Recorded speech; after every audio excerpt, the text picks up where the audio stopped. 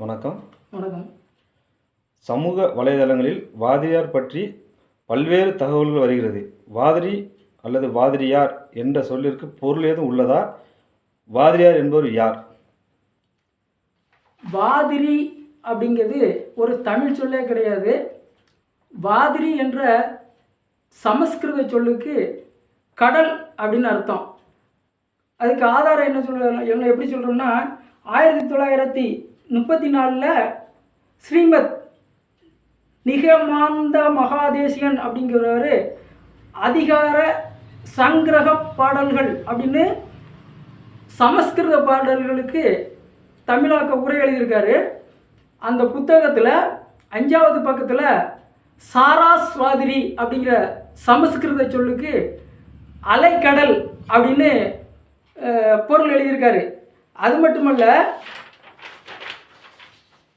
பிள்ளை பெருமாள் ஐயங்கார் அப்படிங்கிறவர் திருவேங்கடமாலை அப்படிங்கிற புத்தகத்தில் வாதிரையான் அப்படிங்கிற சொல்லுக்கு கடல் இருப்பு உடையவன் அப்படின்னு பொருள் சொல்லியிருக்காரு. அந்த வாதிரையான் அப்படிங்கிற பக்கத்திலேயே பிராக்கெட் போட்டு கடல் இருப்பு உடையவன் அப்படின்னு போட்டிருக்காரு. திருமாலை திருப்பார்கடலில் பள்ளி கொண்டு இருப்பவன் அப்படின்னு குறிப்பிடும் விதமாக வாதிரையன் அப்படின்னு சொல்லியிருக்காரு. வாதிரி அப்படிங்கிற சொல்லுக்கு கடல் அப்படின்னு பொருள். வாதிரியார் அப்படின்னா யாருன்னா, சோழ மன்னர்கள் வங்காள விரிகுடா கடலை சோழனின் ஏரி அப்படின்னு சொல்கிற அளவுக்கு அந்த வங்காள விரிகுடா கடலை சுற்றியுள்ள பகுதிகளெல்லாம் தன் கட்டுப்பாட்டு வைத்திருந்ததுனால கடலையும் சேர்த்து ஆட்சி செய்த சோழர்களுக்கு வாதிரியார்னு பேர். சும்மா கதை விடக்கூடாது அப்படின்னு பார்க்கவங்க நினைக்கலாம். இப்போ சோழ மன்னர்கள் தன்னோட ஆட்சி காலத்தில் அங்கங்கே பிரதிநிதிகள், அவங்களோட அரசு பிரதிநிதிகள் நியமிச்சிருப்பாங்க இல்லையா, அதில் ஆந்திர பகுதிகளுக்கு அரசு பிரதிநிதியாக நியமித்தவங்க இப்போவும் வாதிரிய ராஜுலு அப்படிங்கிற பேரில் ஆந்திர மாநில ஜாதி பட்டியல்லையும் அந்த பேர் இருக்குது. அங்கே உள்ளவங்களும் நாங்கள் சூரியகுலம் வாதிரிய ராஜுலுன்னு அவங்க சொல்லிட்டு இருக்காங்க. அதே மாதிரி மகாராஷ்டிரா மாநிலத்தில் உள்ளவங்களும் அங்கே அரசு பிரதிநிதிகளாக நியமித்தவங்களோட வாரிசுகள் இப்பவும் இருக்காங்க. அவங்களும் தங்கள் பேருக்கு பின்னால் வாதிரிங்க பேரை சேர்த்துட்டு இருக்காங்க. அது மட்டும் இல்லை, மகாராஷ்டிரா மாநிலம் சோலாப்பூரில் தான் அந்த வாதிரின்னு சொல்கிறவங்க அந்த குடும்பத்தார் அங்கே தான் வாழ்கிறாங்க. சோலாப்பூருக்கு அடுத்த பெரிய ரயில்வே ஸ்டேஷனுக்கு பேரே வாதிரி தான். அதை வெள்ளைக்காரங்காலத்தில் வாதிரி அவங்க அந்த பேர் உச்சரிப்பு சரியில்லாமல் வார்த்தி அப்படின்னு சொல்லியிருக்காங்க. இப்போ உள்ள மராட்டி இப்போ காலப்போக்கில் அந்த இடத்த நீங்கள் கேட்டிங்கன்னா வாடி அப்படின்னு சொல்லுவாங்க.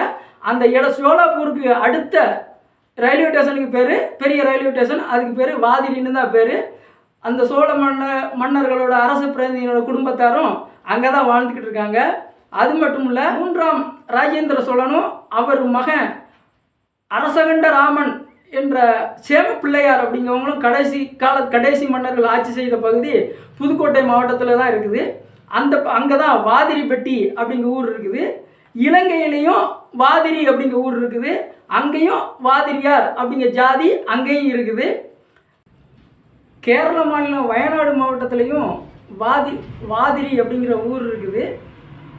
அதாவது அப்போ பல்வேறு தகவல்கள் வாதிரியார்னா முரண்பட்ட தகவல் வருகிறது அப்படின்னு மற்றவங்க நினைக்கும்போது, அரசு ஜாதி பட்டியலில் 1881 தான் முத பிரிட்டிஷ் ஆட்சி காலத்தில் ஜாதி பட்டியல் தொடங்கியிருக்காங்க. 1891 முழுமையான இந்திய ஜாதிகள் பட்டியல் கொடுத்துருக்காங்க. அதில் வாதிரியார், வாதிரி ஒக்கிலி, பரவாதிரி அப்படின்னு 3 ஜாதி இருக்குது. அதில் வாதிரியாக இருக்கிறது நாங்கள். அந்த வாதிரி ஒக்கிலி அப்படின்னா யாருன்னா, 3ஆம் ராஜராஜ சோழனை காடவராயன் கோப்பரஞ்சிங்கன் அப்படிங்கிற பல்லவ மன்னன் சிறைப்பிடிச்சான். அதுக்கப்புறம் அவங்க மாமனார் வீட்டிலேருந்து அதாவது 3வது ராஜராஜனோட மாமனார் பொய்சாளர் மரபை சேர்ந்தவர். அவர் சமாதானம் பண்ணி மருமகனை விடுவிச்சார். அதுக்கு மருமகனாக துணைக்கு விட்டுட்டு போன நபர்கள் தான், அதாவது சோழர்களோட சேர்ந்தவங்க மரபுல அவங்க சொந்தக்காரங்க அப்படிங்கிற முறையில் வாதிரி ஒக்கிலி அப்படின்னு அவங்க அழைக்கப்பட்டிருக்காங்க. இப்போவும் அந்த மரபினர் கர்நாடக மாநில எல்லையை ஒட்டிய பகுதியில் வாழ்ந்துட்டு இருக்காங்க. அவங்க இப்போ சோழ ஒக்கிலி அப்படின்னு சொல்லிட்டு இருக்காங்க. அப்புறம் பரவாதிரி அப்படின்னா யாருன்னா சோழ மன்னர்களோட கப்பல் மாலுமிகள், அவங்கள வந்து கடல் மாலுமிகள் வந்து பரவாதிரி அப்படின்னு அவங்களையும் குறிப்பிட்டிருக்காங்க.